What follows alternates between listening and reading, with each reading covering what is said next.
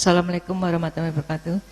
Bu ya, akhir-akhir ini kan dalam rangka pemilihan capres tuh banyak beredar berita-berita yang satunya positif, satunya negatif. Apakah kita yang bakalan memilih itu dengan melihat sisi negatifnya itu termasuk ikut menggunjing juga itu Bu ya? Terima kasih. Wassalamualaikum warahmatullahi wabarakatuh. Calon presiden memang di dalam dunia itu, dunia gunjing menggunjing sudah umum.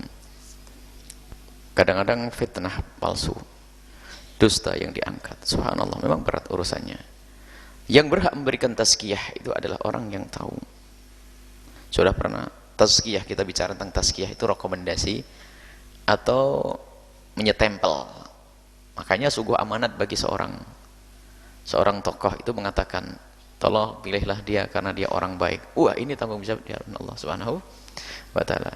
Karena kita merekomendasi orang yang kita tidak tahu pun juga sebuah kesalahan besar. Kecuali kita memang sudah ada tahu tanda-tandanya, mungkin pernah berhubungan, komunikasi, kemudian tahu program-programnya, kemudian kita dapat informasi dari orang yang bisa dipercaya tentang kebiasaan-kebiasaannya. Maka di saat seperti itu kita bolehlah kita merekomendasi, insya Allah dia adalah orang yang baik, tidak bermasalah, boleh. Tapi di saat kita tidak tahu sama sekali, hati-hati memberikan rekomendasi. Ini adalah dosa, karena menghantarkan orang untuk masuk dalam ketertipuan. Kemudian, jika ternyata di dalam dunia itu ada, misalnya ada yang saling dijelekan, memang kalau dunia itu saling menjelekan, semuanya saling mencari kejelekan pasangannya, dan selalu berkata, yang paling bersih adalah aku. Waduh, kesombongan iblis muncul semuanya. Waduh, jadi yang ditolak adalah setan, yang dicaci maki adalah setan, yang ngaku-ngaku baik adalah iblis. Jadi kita itu menghindar dari setan ketemu iblis. Nantinya takutnya semacam itu mengerikan dalam dunia itu. Nah, semoga kita mendapatkan pemimpin yang baik. Jadi kalau kita tidak ikut-ikutan, jangan ikutkan karena kita tidak tahu. Dia begini. Subhanallah, saya tidak tahu betul. Dan cari informasi pun begitu sulitnya. Kalau kita lihat di rumah mereka sendiri, programnya bagus semuanya. Baik semuanya, programnya, rencana untuk ini dan sebagainya. Cuman kita hanya sekedar mengkiaskan saja. Kalau kelas pusat sana, kelas kabupaten saja, baiknya hanya sesaat. Ketemu kalau ada yang ketemu, subhanallah. Mungkin ya saat ini juga masih iktikaf di masjid sana, Bu ya, juga tidak tahu sih. Datang ke sini, insya Allah program begini. Cuman pernah kasih tahu, kalau program tidak usah nunggu jadi wali kota atau jadi bupati. Sekarang buat musola yang banyak, pesantren, sudah program dakwah. Cita-citanya nanti kalau saya jadi, Bu ya, insya Allah akan saya buat begini. Ini program, karena di Cirebon belum ada, ini kita akan buat begini. Waduh, Masya Allah, ini investi, ini duitnya siapa yang dipakai kan nanti kan. Nah, tapi kalau buat program dari sekarang saja, sudahlah, nggak usah nunggu jadi bupati wali kota. Buat itu, ada pesantrennya kiai sana belum dibangun, ada madrasah sana yang gentengnya pada pecah nggak bisa ganti, itu ada di sana. Itu lihat sungai, anak putrinya pada mandi di sungai, terlihat auratnya, buat kamar mandi di sana, selesai. Nggak usah nunggu kalau jadi ini. Dan memang serba salah ini, apalagi dalam dunia politik itu dia saling menjatuhkan, mencari kesalahan. Kok jangankan dalam dunia perpolitikan. Dalam dunia perpolitikan, percatu apa? Di dalam dunia dakwah sendiri ada. Imam Ghazali menyebutkan, wah, ada muncul namanya fitnah. Imam Ghazali termasuk orang yang kemakan fitnah. Dan dihujat, Imam Ghazali dikatakan macam-macam. Imam Ghazali dalam dunia itu, lihat, dalam dunia dakwah saja persaingan itu cari makom juga kan. Imam Ghazali rahimahullah ta'ala, sehingga ada disebutkan bahwasanya pada zaman Imam Ghazali itu ada orang segede Imam Ghazali. Orang cari Imam Ghazali itu susah. Ada orang bahkan dikatakan lebih gede dari Imam Ghazali. Akan tapi kerjaannya adalah memusuhi Imam Ghazali. Jadi setiap membuat karangan itu selalu menjatuhkan Imam Ghazali, merendahkan Imam Ghazali. Subhanallah, Allah angkat Imam Ghazali, sampai hari ini pun bukunya orang tersebut tidak ini. Dan ternyata sampai orang pun tidak bisa menghafal nama orang tersebut. Menghafal namanya pun tidak bisa. Menghafal namanya orang yang menghujat Imam Ghazali itu nggak bisa. Karena direndahkan oleh Allah. Memang begitulah, terus ada saja maki. Makanya kalau sudah membawa menyangkut paut tentang aibnya orang yang kita juga tidak tahu, lebih baik diam saja. Sebab sebetulnya memang bukan tugas kita untuk menilai. Dan ini merupakan sistem Islam. Kalau sistem Islam itu namanya ada syuro. Syura itu adalah orang-orang yang cerdas, berpikir, para ulama, orang-orang soleh yang punya kecerdasan, punya wawasan, berkumpul, nanti memilih satu orang. Orang yang dipilih ini benar-benar sudah diseleksi. Dicontohkan Sayyidina Utsman diangkat, Sayyidina Ali. Mereka dipilih dari orang-orang pilihan. Lah kalau kita itu subhanallah kita tidak kenal sana. Makanya perlu nih, kalau karena sistemnya sudah salah. Kalau sistem sudah salah ya sudah, wah teman-teman. Bahkan mungkin partai yang sangat Islami itu seharusnya kan tegas amar ma'ruf nahi mungkar. Katanya partai Islam amar ma'ruf nahi mungkar. Apa makna amar ma'ruf nahi mungkar? Dia tidak ridho jika ada kemungkaran terjadi. Ternyata ngelihat partai lain yang katanya sama-sama Islam terus saingannya melakukan kejahatan, langsung dia tersenyum. Tuh, yang paling bagus hanya partai kita. Mestinya nangis kalau ada partai yang lain melakukan kejahatan. Allah. Musibah yang karena partai Islam. Pernah kita ingatkan, lihat, jangan tertipu. Kalau kita belum merasa ternyuh lihat partai Islam yang terjerumus, maka ketahuilah partai kita belum Islam yang sesungguhnya. Sehingga pengen dianggap paling bagus, partai paling bersih. Lihat, kalau sudah ngomong gitu, kesombongan, lihat Allah akan hinakan.